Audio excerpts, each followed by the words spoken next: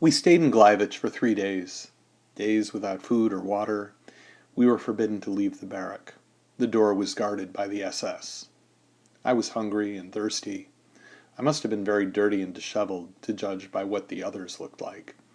The bread we had brought from Buna had been devoured long since, and who knew when we would be given another ration? The front followed us. We could again hear the cannons very close by, but we no longer had the strength or the courage to think that the Germans would run out of time, that the Russians would reach us before we could be evacuated. We learned that we would be moved to the center of Germany. On the third day, at dawn, we were driven out of the barrack. We threw blankets over our shoulders like prayer shawls. We were directed to a gate that divided the camp in two.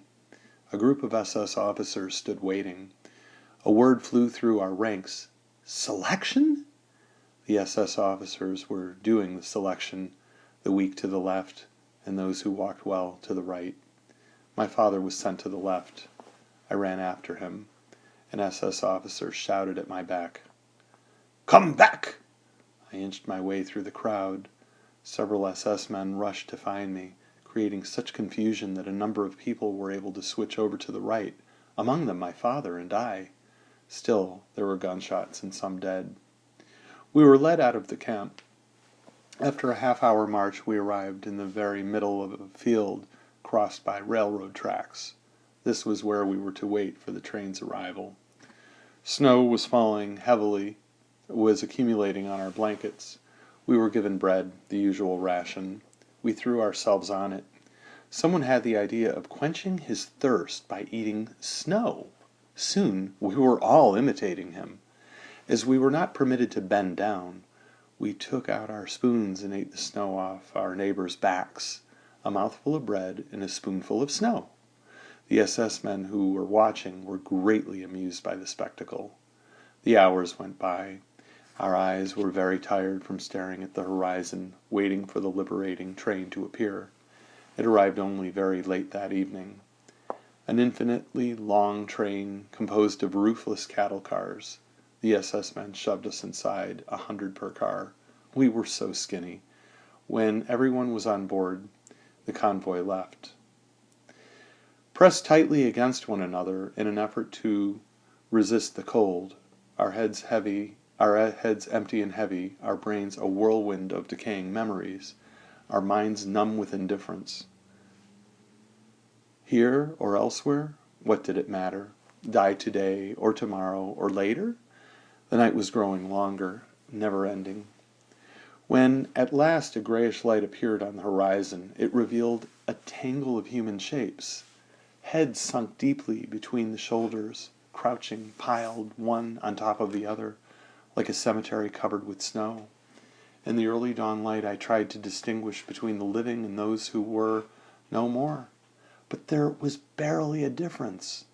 My gaze remained fixed on someone who, eyes wide open, stared into space. His colorless face was covered with a layer of frost and snow. My father huddled near me, draped in his blanket, shoulders laden with snow. And what if he were dead as well? I called out to him. No response. I would have screamed if I could have. He was not moving. Suddenly, the evidence overwhelmed me. There was no longer any reason to live, any reason to fight. The train stopped in an empty field. The abrupt halt had wakened a few sleepers. They stood, looking around, startled.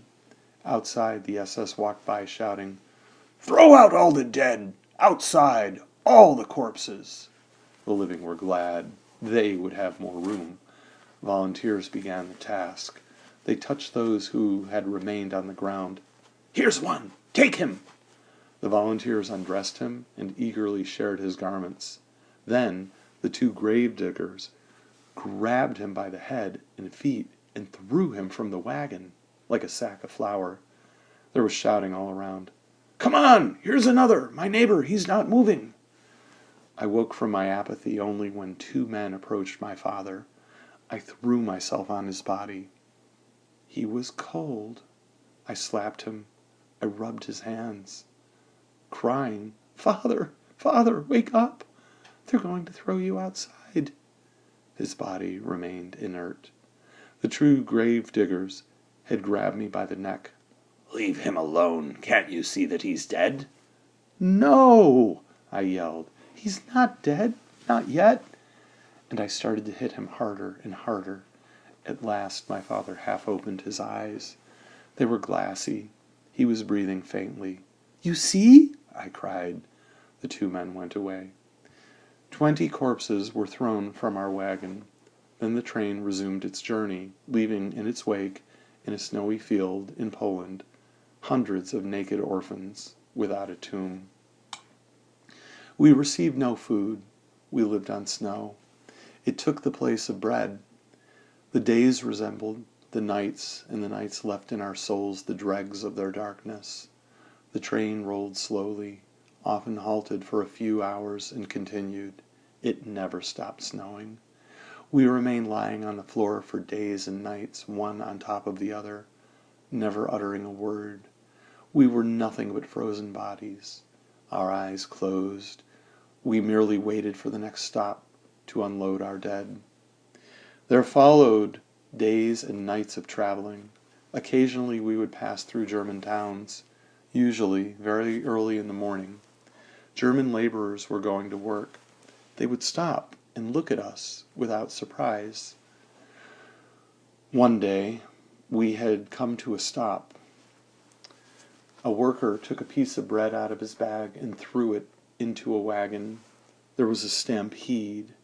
Dozens of starving men fought desperately over a few crumbs.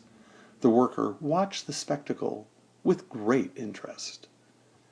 Years later, I witnessed a similar spectacle in Aden. Our ship's passengers amused themselves by throwing coins to the natives who dove to retrieve them. An elegant Parisian lady took great pleasure in this game. When I noticed two children desperately fighting in the water, one trying to strangle the other, I implored the lady, "Please, don't throw any more coins." "Why not?" said she. "I like to give to charity." In the wagon, where the bread had landed, a battle had ensued. Men were hurling themselves against each other, trampling, tearing at, and mauling each other. Beasts of prey unleashed, animal hate in their eyes. An extraordinary vitality possessed them, sharpening their teeth and nails. A crowd of workmen and curious passers-by had formed all along the train. They had undoubtedly never seen a train with this kind of cargo. Soon pieces of bread were falling into the wagons from all sides, and the spectators observed these emaciated creatures ready to kill for a crust of bread. A piece fell into our wagon. I decided not to move.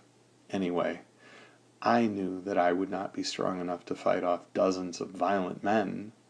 I saw, not far from me, an old man dragging himself on all fours. He had just detached himself from the struggling mob. He was holding one hand to his heart.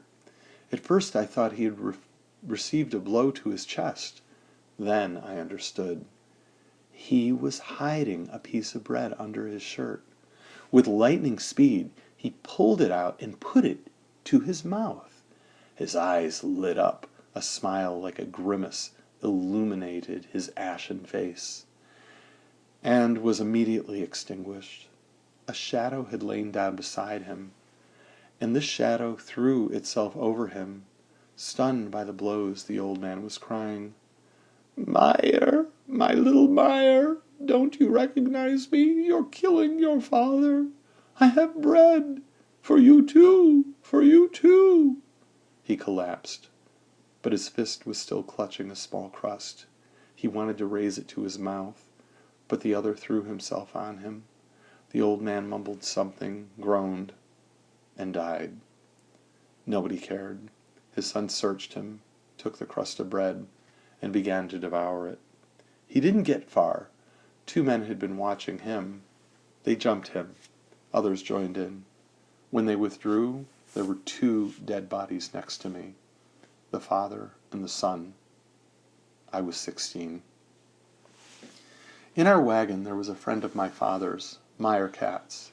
He had worked as a gardener in Buna, and from time to time had brought us some green vegetables. Less undernourished than the rest of us, detention had been easier on him. Because he was stronger than most of us, he had been put in charge of our wagon. On the third night of our journey, I woke up with a start when I felt two hands on my throat trying to strangle me. I barely had time to call out, "Father!" Just that one word. I was suffocating. But my father had awakened and grabbed my aggressor. Too weak to overwhelm him, he thought of calling Meyer Katz. Come quickly!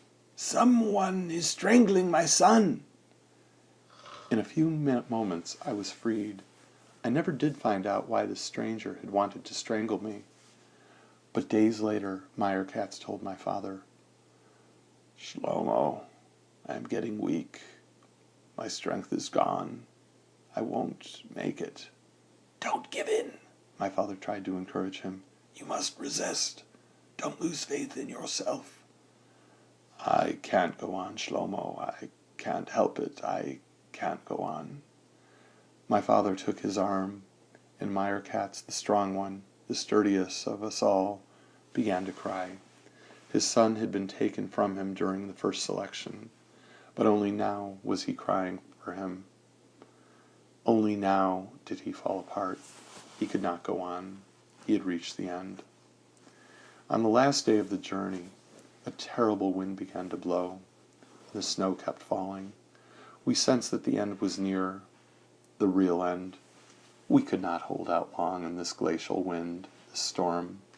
Someone got up and yelled, We must not remain sitting. We shall freeze to death. Let's get up and move. We all got up. We all pulled our soaked blankets together around our shoulders, and we tried to take a few steps to shuffle back and forth in place. Suddenly a cry rose in the wagon, a cry of a wounded animal. Someone had just died. Others close to death imitated his cry, and their cries seemed to come from beyond the grave. Soon everyone was crying, groaning, moaning, cries of distress hurled into the wind and snow. The lament spread from wagon to wagon. It was contagious. And now hundreds of cries rose at once, the death rattle of an entire convoy with the end approaching. All boundaries had been crossed. Nobody had any strength left, and the night seemed endless. Meyer Katz was moaning, "Why don't they just shoot us now?" That same night we reached our destination. It was late. The guards came to unload us. The dead were left in the wagons. Only those who could stand could leave. Meyer Katz remained on the train. The last day had been the most lethal. We had been 100 or so in this wagon. 12 of us left it. Among them, my father and myself. We had arrived in Buchenwald.